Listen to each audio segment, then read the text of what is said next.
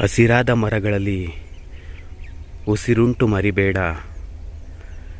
ಮರವ ನೀನೆಂದು ಕಡಿಯಬೇಡ. ಮರವ ನೀನೆಂದು ಕಡಿಯಬೇಡವೋ ಮೂಡ, ಮರದಿಂದಲೇ ಎಲ್ಲ ಜಗವು ನೋಡ. ಮರವ ನೀನೆಂದು ಕಡಿಯಬೇಡವೋ ಮೂಡ, ಮರದಿಂದಲೇ ಎಲ್ಲ ಜಗವು ನೋಡ.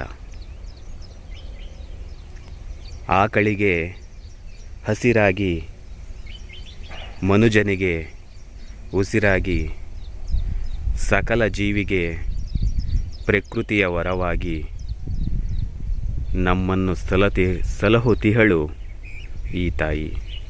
ನಮ್ಮನ್ನು ಸಲಹುತಿಹಳು ಈ ತಾಯಿ. ನಮ್ಮನ್ನು ಸಲಹುತಿಹಳು ಈ ತಾಯಿ. ಸ್ನೇಹಿತರೆ, ನಿಮಗೊಂದು ಔಷಧಿ ಗಿಡ ತೋರಿಸ್ಬೇಕು ಅಂತ ಅಂದ್ಕೊಂಡೆ. ಅದು ಸಡನ್ನಾಗಿ ಸಿಕ್ತು, ಬಟ್ ತೋರಿಸ್ಬೇಕು ಅಂತ ಅಂದ್ಕೊಂಡಿರಲಿಲ್ಲ. ಸಡನ್ನಾಗಿ ಸಿಕ್ತು, ತೋರಿಸ್ತೀನಿ, ನೋಡ್ಕೊಂಬಿಡಿ. ಇದರ ಹೆಸರು ಉಳಿನುಸ್ರು ಗಿಡ ಅಂತ. ನಮ್ಮ ತಂದೆಯವರೆಲ್ಲ ಉಳಿನುಸ್ರು ಬೇರು ಅಂತ ಹೇಳ್ತಾಯಿದ್ರು. ಇದು ಅದರ ಕಾಯಿ. ಓಕೆ, ಅದರ ಕಾಯಿ, ಎಲೆ, ಬೇರು. ಇದೊಂದು ಮುಳ್ಳಿನ ಗಿಡಕ್ಕೆ ಹಬ್ಕೊಂಡಿದೆ. ಇದರ ನೋಡಿ, ಎಲ್ಲಿಂದ ಎಲ್ಲಿವರೆಗೂ ಮುಳ್ಳಿನ ಗಿಡಕ್ಕೆ ಹಬ್ಕೊಂಡಿದೆ. ಇದರ ಬೇರನ್ನು ನಾವೆಲ್ಲ ಅರೆದು ಗಾಯಗಳಿಗಿಟ್ರೆ ಆದಷ್ಟು ಬೇಗ ವಾಸಿ ಆಗ್ತಾಯಿತ್ತು. ಮತ್ತು ಹುಳುಗಳು ಯಾವುದಾದ್ರೂ ಉಸಿರು ಬಿಟ್ಟು ಗಾಯ ಆಗಿ ಸೋಂಕಾಗಿದ್ದರೆ ಸ್ಕಿನ್ಗೆ ಆಗಿರೋಂಥ ತೊಂದರೆಗಳನ್ನೆಲ್ಲ ನಿವಾರಣೆ ಮಾಡ್ತಾಯಿತ್ತು. ನಮ್ಮ ಮನೆಯಲ್ಲಿ ಯಾವಾಗಲೂ ಕೂಡ ಈ ಉಳಿನುಸ್ರು ಬೇರು ಸ್ಟಾಕ್ ಇದ್ದೇ ಇರೋದು. ನಮ್ಮ ತಂದೆಯವರು ತಂದಿಕ್ಕಿರೋರು.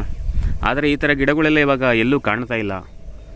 ಇದ್ರ ಬೇರು ಸಮೇತ ಬೇರುಗಳು ಕಿತ್ತು ಅದು ಹೋಗಿದೆಯೇನೋ ಗೊತ್ತಿಲ್ಲ, ಅಥವಾ ಅದ್ರ ಬಗ್ಗೆ ಕಾಳಜಿ ಇಲ್ಲದೆ ಹೋಗಿದೆಯೇನೋ ಗೊತ್ತಿಲ್ಲ. ಅದ್ರ ಬಗ್ಗೆ ಯಾರು ಗಮನ ಹರಿಸದೆ ನಾಶ ಆಗಿದೆಯೇನೋ ಗೊತ್ತಿಲ್ಲ. ಅದ್ರ ಬಗ್ಗೆ ಯಾರು ಕೇರ್ ತಗೊಳ್ಳದೆ ನಾಶ ಆಗಿದೆಯೇನೋ ಗೊತ್ತಿಲ್ಲ. ನಿಜವಾಗ್ಲೂ ಇದೊಂದು ಅದ್ಭುತ ಔಷಧಿ. ಯಾವುದೇ ರೀತಿಯ ಗಾಯಗಳಿಗೆ ಎಲ್ಲ ತುಂಬ ಒಳ್ಳೆಯದು. ಇದ್ರ ಕಾಯಿಂದ ಏನು ಉಪಯೋಗ ಅಂತ ನನಗೆ ಗೊತ್ತಿಲ್ಲ, ಬಟ್ ಕಾಯಿ ಕೂಡ ತುಂಬ ಬಿಟ್ಟಿದೆ. ಈ ಸಂತತಿ ಹೀಗೆ ಬೆಳೀಲಿ, ಪ್ರಕೃತಿಲಿರಲಿ ಅಂತ ನಾನಂತೂ ಕೇಳ್ಕೊತೀನಿ. ಯಾಕಂದರೆ ಪ್ರಕೃತಿನ ಇವತ್ತೆಲ್ಲ ನಾಶ ಮಾಡಿ ಅಗದು ಬಗದು ದೊಡ್ಡ ಬಿಲ್ಡಿಂಗ್ಗಳು ಕಟ್ಟಿ ಅದು ಇದು ಮಾಡಿ ಬಿಸಾಕ್ತಾ ಇದ್ದಾರೆ. ಬಟ್ ಅದರಿಂದ ಯಾವ ಉಪಯೋಗವೂ ಇಲ್ಲ ಸರ್. ಪ್ರಕೃತಿಗೆ ಯಾವ ಉಪಯೋಗವೂ ಇಲ್ಲ. ಸುಮ್ಮನೆ ನಮ್ಮ ಐಷಾರಾಮಿ ಜೀವನಕ್ಕೋಸ್ಕರ ಮಾಡ್ಕೊತಾ ಇರೋಂಥ ಒಂದು ಕೆಟ್ಟ ಚಾಳಿಗಳು. ನೋಡಿ, ಈ ಉಳಿನ ಉಸಿರು ಬೇರು ನೋಡ್ರಿ. ಇದು ಎಲೆಗಳಿದು, ಇದು ಬೇರು, ಇದು ಅಂಬು. ನೋಡಿ, ಅಂಬು ಈ ಥರ ಸುತ್ತಾಕೊಂಡು ಬೆಳೆದಿದೆ. ಈ ಥರ ಗಿಡಗಳೆಲ್ಲ ತುಂಬ ಇರುತ್ತೆ. ಬಟ್ ನಮಗೆ ಯಾವುದರ ಪರಿವಿಲ್ಲ, ಯಾವುದರ ಅರಿವಿಲ್ಲ, ಯಾವುದರ ಜ್ಞಾನವೂ ಇಲ್ಲ. ಅಜ್ಞಾನಿಗಳ ಥರ ಅಡ್ನಾಡಿ ಜೀವನ ನಡೆಸ್ಕೊಂಡು ಅಲ್ಲಿ ಇಲ್ಲಿ ಆಯ್ಕೊಂಡು ತಿನ್ಕೊಂಡು ಐಷಾರಾಮಿ ಜೀವನ ನೋಡ್ತಾ ಇದ್ದೀವಿ ಸ್ವಾಮಿ. ನೋಡಿ, ಅದೇ ಗಿಡ ಇಲ್ಲೂ ಕೂಡ ಇದೆ. ತೋರಿಸ್ತೀನಿ ನಿಮಗೆ. ದಯವಿಟ್ಟು ಇಂಥ ವಿಡಿಯೋಗಳನ್ನೆಲ್ಲ ಶೇರ್ ಮಾಡಿ, ಲೈಕ್ ಮಾಡಿ, ಸಬ್ಸ್ಕ್ರೈಬ್ ಮಾಡಿ, ಬೆಲ್ ಬಟನ್ ಒತ್ತಿ ಅಂತ ನಾನಂತೂ ಹೇಳಲ್ಲ. ನಿಮಗಿಷ್ಟ ಆದರೆ ಮಾಡಿ, ಕಷ್ಟ ಆದರೆ ಬಿಡಿ ಅಂತ ಹೇಳ್ತಾ ನೋಡಿ, ಇದು ಅದರ ಎಲೆಗಳು ನೋಡಿದ್ರಲ್ಲ. ಅಲ್ಲಿ ಆ ಗಿಡದಲ್ಲಿ ಎಲೆಗಳು ಬೇರೆ ಥರ ಇದೆ ನೋಡಿ. ಈ ಗಿಡದಲ್ಲಿ ಎಲೆಗಳು ಒಂಥರ ಇದೆ, ಬಟ್ ಈ ಗಿಡದಲ್ಲಿ ಎಲೆಗಳು ಒಂಥರ ಇದೆ. ಆದರೆ ಕಾಯಿ ಮಾತ್ರ ಸೇಮ್ ಟು ಸೇಮ್ ಇದೆ.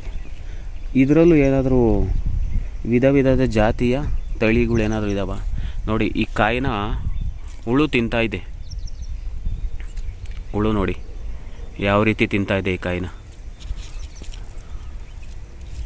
ಈ ಕಾಯಿನ ಹುಳು ತನ್ನ ಆಹಾರವಾಗಿ ಉಪಯೋಗಿಸ್ಕೊಳ್ತಾ ಇದೆ. ಪ್ರಕೃತಿಯ ಸಕಲ ಜೀವಿಗಳಿಗೂ ಪ್ರಕೃತಿಲೇ ಆಹಾರ, ಪ್ರಕೃತಿಲೇ ವಿಹಾರ. ಆದರೆ ಮನುಷ್ಯಂಗೆ ಮಾತ್ರ 100 ಕಡೆ ಆಹಾರ, 100 ಕಡೆ ವಿಹಾರ. ಬೇಕಾದ ಕಡೆ ಎಲ್ಲ ಸುತ್ತಾಡ್ತಾನೆ. ಸುತ್ತಾಡಲಿ ಆರಾಗಿ ಹಾಳು ಮಾಡ್ಕೊಂಡು ಅಧ್ವಾನ ಆದಮೇಲೆ ಗೊತ್ತಾಗ್ತೈತೆ ನಾನು ಇಷ್ಟು ದಿನ ಎಲ್ಲ ಮಾಡಿದ್ದು ವ್ಯರ್ಥ, ವೇಸ್ಟು ಜೀವನ. ನೋಡಿ, ಇದೇ ಆ ಬೇರು. ಆ ಗಿಡ ಕೆಳಗಡೆ ಎಲ್ಲೋ ಒಂದು ಬೇರು ಬಿಟ್ಟಿರುತ್ತೆ. ನಾವು ಅದನ್ನು ಕೀಳೋದು ಬೇಡ. ಏನಂತೀರ? ಕಿತ್ಬಿಟ್ಟು ನಾಶ ಮಾಡಿದ್ರೆ ಏನ್ರಿ ಸಿಗುತ್ತೆ? ಏನೂ ಸಿಗಲ್ಲ. ನೋಡಿ, ಅದರ ಹೂಗಳು ಬೇರು ಎಲ್ಲ ಇಲ್ಲಿದೆ, ಹೂಗಳೆಲ್ಲ ಇದೆ ನೋಡಿ. ಬೆಳೀಲಿ ಆ ದೇವರು ಗಿಡಕ್ಕೆ ಇನ್ನೂ ಆಯುಷ್ ಆರೋಗ್ಯ ಕೊಟ್ಟು ಕಾಪಾಡಲಿ. ಹೈಟೆಕ್ ಜೀವನ, ಹೈಟೆಕ್ ಲೈಫು, ಹೈಟೆಕ್ ಬದುಕು. ಈಗಪ್ಪ ಜಾರಕಲ್ ಬಂಡೆ ಮೇಲೆ ಕುಂತ್ಕೊಳಕ್ಕೆ ಆಯ್ತಲ್ಲ, ಜಾರಿ ಓದ್ತಾ ಇದ್ದೀನಿ. ನ್ಯಾಷನಲ್ ಹೈವೇ ಆಳು ಮುಳು ಅಧ್ವಾನ ಅಂತ ಹೇಳ್ಬಿಟ್ಟು, ಪ್ರಕೃತಿ ಅಭಿವೃದ್ಧಿ ಅಂತ ಹೇಳ್ಬಿಟ್ಟು, ಮನುಷ್ಯರ ಅಭಿವೃದ್ಧಿ ಅಂತ ಹೇಳೋ ಹೆಸರಲ್ಲಿ ಇವತ್ತು ನ್ಯಾಷನಲ್ ಹೈವೇ ಇಲ್ಲಿಂದ ಬರೀ 1 ಕಿಲೋಮೀಟರ್ ದೂರದಲ್ಲಿ ಮಾಡ್ತಾಯಿದ್ದಾರೆ.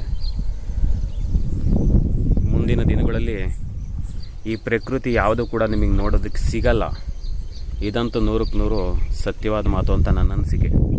ಯಾಕಂದರೆ ಮುಂದಿನ ದಿನಗಳಲ್ಲಿ ಇಲ್ಲೆಲ್ಲ ಅಪಾರ್ಟ್ಮೆಂಟ್ಗಳು, ಫ್ಲ್ಯಾಟ್ಗಳು, ವಿಲ್ಲಾಗಳು ತಲೆ ಎತ್ತುತ್ತೆ. ಇದಂತೂ 100ಕ್ಕೆ 100 ನಿಜ. ಆಗಲೇ ಎಲ್ಲ ಅಕ್ವೈರ್ಗೆ ಶುರು ಮಾಡಿದ್ದಾರೆ. ಕೆಲವು ಊರುಗಳನ್ನೆಲ್ಲ ಅಕ್ವೈರ್ ಮಾಡಿದ್ದಾರೆ, ಕೆಲವು ಕಡೆ ಎಲ್ಲ ಆಗಲೇ ಅಕ್ವೈರ್ ಮಾಡಿ ತಗೊಂಬಿಟ್ಟಿದ್ದಾರೆ, ಇನ್ನೂ ಕಡೆ ಎಲ್ಲರಿಗೂ ನೋಟಿಸ್ ಕೊಟ್ಟಿದ್ದಾರೆ. ಹೀಗೆ ಅವ್ರವ್ರಿಗೆ ಹೇಗೆ ಬರುತ್ತೋ ಹಾಗೆ ಎಲ್ಲರ ಜಮೀನುಗಳು ತಗೊಳ್ಳೋದು, ಮತ್ತೆ ತಗೊಂಡು ಅದನ್ನು ಉದ್ಯಮಿಗಳಿಗೆ, ದೊಡ್ಡ ದೊಡ್ಡ ಶ್ರೀಮಂತರಿಗೆ ಮಾರೋದು ಅಷ್ಟೇ. ಏನೇನೋ ಮಾಡ್ತಾರೆ ಸ್ವಾಮಿ, ಅವರೆಲ್ಲ ದುಡ್ಡಿರೋರು, ನಾವೆಲ್ಲ ಮನಸ್ಸಿರೋರು ಅಂತ ಹೇಳ್ತಾ ಈ ವಿಡಿಯೋನ ನೋಡಿ ಎಷ್ಟು ಚೆನ್ನಾಗಿದೆ ಪ್ರಕೃತಿ, ಎಷ್ಟು ಅದ್ಭುತವಾಗಿದೆ ಪ್ರಕೃತಿ. ಇಂಥ ಪ್ರಕೃತಿನೆಲ್ಲ ನಾಶ ಮಾಡಿ ಇವತ್ತು ಅಪಾರ್ಟ್ಮೆಂಟ್ಗಳು, ಬಿಲ್ಡಿಂಗ್ಗಳು, ಅದು ಇದು ಆಳು ಮುಳು ಅಧ್ವಾನ ಎಲ್ಲ ಕಟ್ಟಕ್ಕೆ ಎದ್ದಿದ್ದಾರೆ. ಮುಂದಿನ ದಿನಗಳಲ್ಲಿ ಇದು ಯಾವುದು ಉಳಿಯಲ್ಲ. ಇವಾಗಲೇ ನೋಡ್ಕೊಳ್ಳಿ, ರೈತರ ಜಮೀನುಗಳೆಲ್ಲ ಸರ್ಕಾರ ವಶಪಡಿಸ್ಕೊಳ್ಳುತ್ತೆ. ಸರ್ಕಾರ ವಶಪಡಿಸ್ಕೊಂಡ್ಮೇಲೆ ಆ ರೈತರು ವಶಪಡಿಸ್ಕೊಂಡಿರೋಂಥ ಜಮೀನನ್ನ ದೊಡ್ಡ ದೊಡ್ಡ ಉದ್ಯಮದಾರರಿಗೆ ಮಾರ್ತಾರೆ ಸರ್ಕಾರ. ಆ ಉದ್ಯಮದಾರರು ಫ್ಯಾಕ್ಟ್ರಿಗಳು, ಕಾರ್ಖಾನೆಗಳು ಕಟ್ಟಿ ಮತ್ತು ಅದೇ ರೈತರ ಮಕ್ಕಳನ್ನ ಅವ್ರ ಕಾರ್ಖಾನೆಯಲ್ಲಿ ಕೆಲಸಕ್ಕೆ ಇಕ್ಕಂತಾರೆ. ಏನು ಕೆಲಸಕ್ಕೆ ಅಂತ ಹೇಳಬೇಕಾಗಿಲ್ಲ, ಯಾವ ಕೆಲಸಕ್ಕಾದ್ರೂ ಇಕ್ಕಂಬೋದು. ಗುಲಾಮ ಕೆಲಸಕ್ಕೆ, ಕೂಲಿ ಕೆಲಸಕ್ಕೆ, ಕಸ ಗುಡಿಸೋ ಕೆಲಸಕ್ಕೆ, ಅಥವಾ ಆಫೀಸರ್ ಕೆಲಸಕ್ಕೆ, ಯಾವುದಾದ್ರೂ ಆಗ್ಬೋದು. ಒಟ್ಟಿನಲ್ಲಿ ಅವ್ರ ಕಾರ್ಖಾನೆಗಳಲ್ಲಿ ನಾವು ಆಗಿದ್ದೇವೆ ಅಷ್ಟೆ. ತೋರಿಸ್ತೀನಿ, ನೋಡ್ಕೊಂಬಿಡಿ. ನೋಡಿ, ಚಿಲಿಪಿಲಿ ಅಕ್ಕಿಗಳು ಕರೆಂಟಿನ ಲೈನ್ ಮೇಲೆ ಹೇಗೆ ಕುಳಿತಿದೆ ಅಂತ ಕಣ್ತೊಂಬಿಡಿ. ಅದಕ್ಕೆ ಆದಂಥ ಭಗವಂತ ಕಾಲಲ್ಲಿ ಒಂದು ಶಕ್ತಿ ಕೊಟ್ಟಿದ್ದಾನೆ. ಕರೆಂಟಿನ ವೈರು, ಕರೆಂಟು ಹೊಡೆಯಲ್ಲ ಅವಕ್ಕೆ.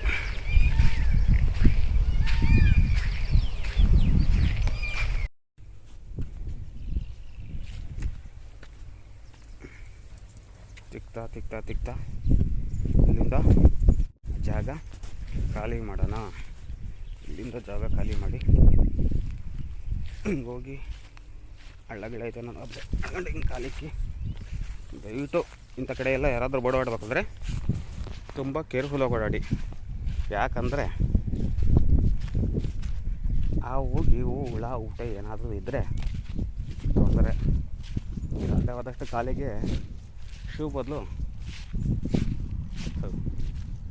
ಚಪ್ಪಲಿ ಬದಲು ಶೂ ಹಾಕೊಳ್ಳಿ.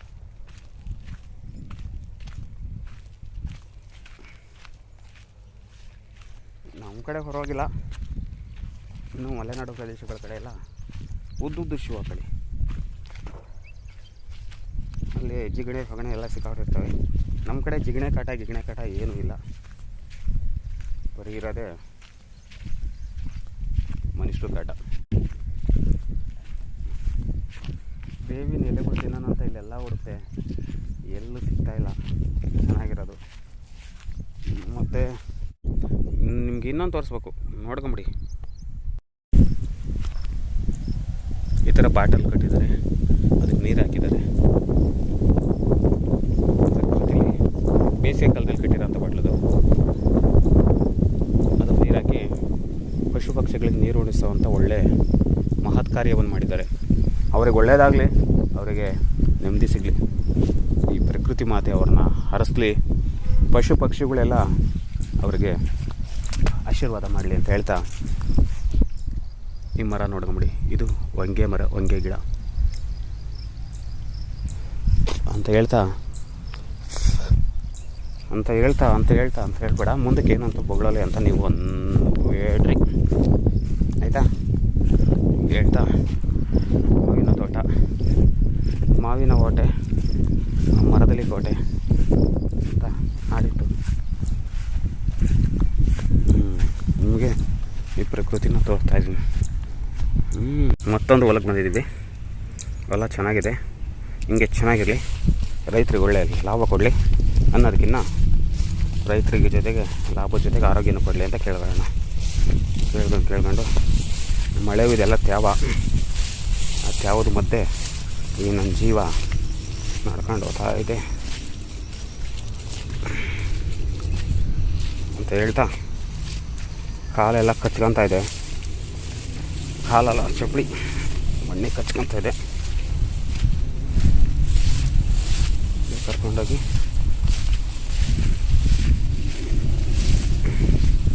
ನಿಮ್ಗೆ ಇನ್ನೊಂದು ಮರ ತೋರಿಸ್ಬೇಕು. ನಾವು ಏನು ಮರಿ ಬರೋನೇ ತೋರಿಸ್ತಾರೆ ಬೇಡ, ಮರ ತೋರಿಸ್ಬೇಕಷ್ಟೆ. ಆ ಮರದಲ್ಲಿರೋಂಥ ಅಂಬುಗಳನ್ನ ತೋರಿಸ್ಬೇಕು. ಎತ್ತೈತದು ನೋಡಿ, ಈ ಮರ ಮತ್ತು ಆ ಮರದಲ್ಲೊಂದು ಗಿಡ ಬೆಳೆದಿದೆ ನೋಡಿ, ಅಂಬುಗಳು ಹಾರಾಡ್ತಾ ಇದೆಯಲ್ಲ, ಅಂಬುಗಳು, ಅದರಲ್ಲೊಂದು ಕಾಯಿ ಬರುತ್ತೆ ದಪ್ಪಗೆ. ಅದೇನು ಗಿಡ ಅಂತ ಗೊತ್ತಿಲ್ಲ, ಅದೇನು ಇದು ಅಂತ ಗೊತ್ತಿಲ್ಲ, ಮರ ಮಾತ್ರ ಗೊತ್ತು. ಮರ ಬೇವಿನ ಮರ ಹಿಂಗೆ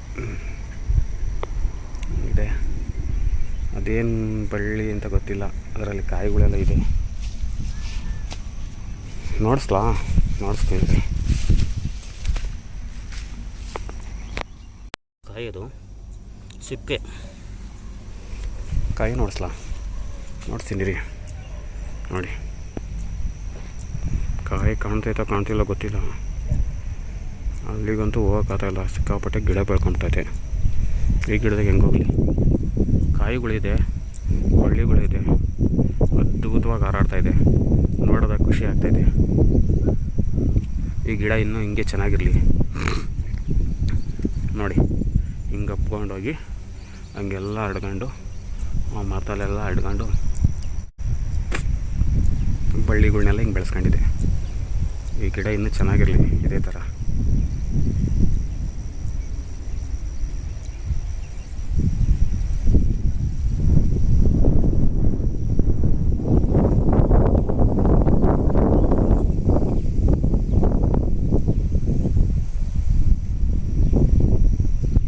ಮರ ಪೂರ್ತಿ ಹಬ್ಕೊಂಡಿದೆ.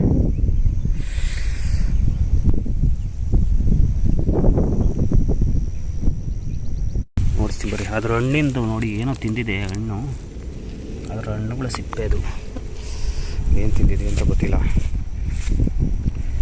ಗಿಡ ನೋಡ್ತೀನಿ ನೋಡಿ. ಬಾ ನೀನು ಏನೂ ತೊಂದರೆ ಕೊಡಲ್ಲ, ಬಾಮ್ಮ. ನೋಡಿ ಅದರ ಪೀಚು ಕಾಣ್ತಾ, ಪೀಚು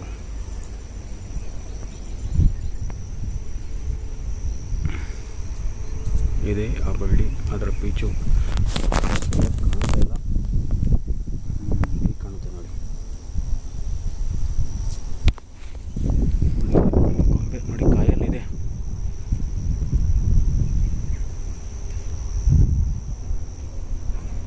ದಪ್ಪ ಕಾಯಿ.